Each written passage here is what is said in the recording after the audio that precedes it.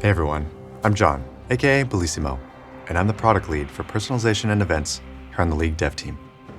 Let's not waste any time and get into some of the things that we have planned for 2021. With over 150 champions in League, there are a lot of mains to make skins for. So in 2020, we stepped up the number of skins that we ship each year in hopes that champion mains would no longer have to wait years between skins. But that doesn't mean our work is done. There are still some champions who haven't gotten a skin in a while. So this year, you can expect something for Fiddlesticks, Tahm Kench, Corki, Camille, Galio, Lulu, Nautilus, Wukong, Nunu, Sejuani, Rumble, Yuumi, and Twitch. If your favorite champion isn't on the list, don't worry. There are lots more to come as we plan to ship over 140 skins this year. This also includes some skins for our more popular champions, including Vayne, Caitlyn, and Blitzcrank.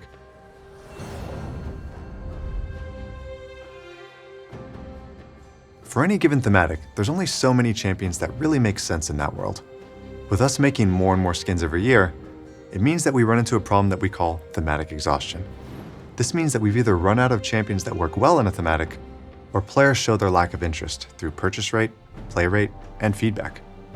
All of this indicates that we should keep trying new things. We'll still be revisiting some of our most popular thematics this year, like Project and Battle Academia, but we also want to explore new worlds.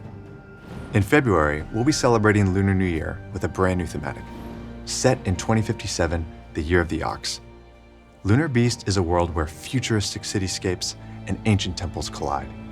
High-fashion streetwear with a touch of traditional elegance is the style of this year's Lunar New Year celebration.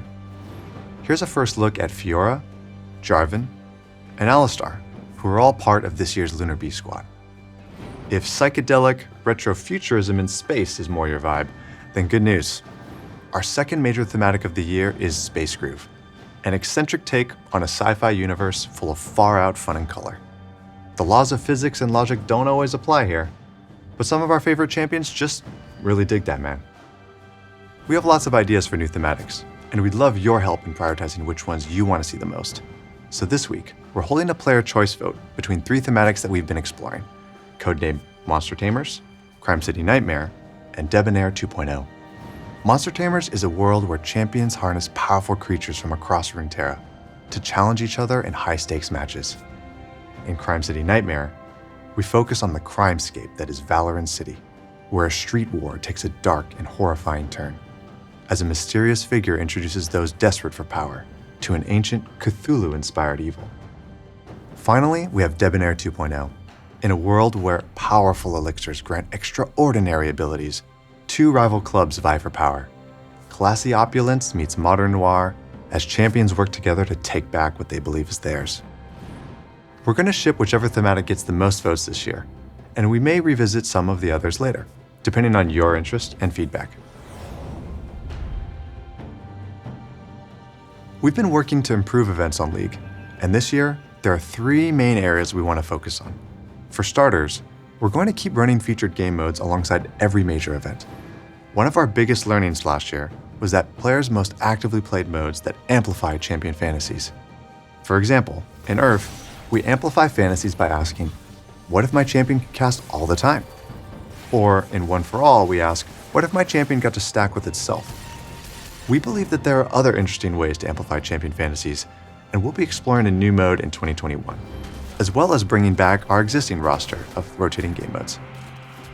The second area we'd like to focus on is the Event Pass system. 2020 was a crazy year, and while we were able to ship a lot of content, we weren't able to get to some of the Event Pass changes that we were hoping to. We think clarity and ease of experience can improve a lot, and we'll be sharing more details on our plans to revamp the system in the first half of this year. Finally, one of the things that made Spirit Blossom stand out from other events was that it was centered around the lore of Runeterra. We've gotten feedback that you want to see Runeterra stories move forward, the world evolve, and League's champions continue their journeys. At the end of Spirit Blossom, Ahri and Yasuo left Ionia on an adventure to Bilgewater. Their story will continue in The Ruined King, a League of Legends story. But things aren't going to end there.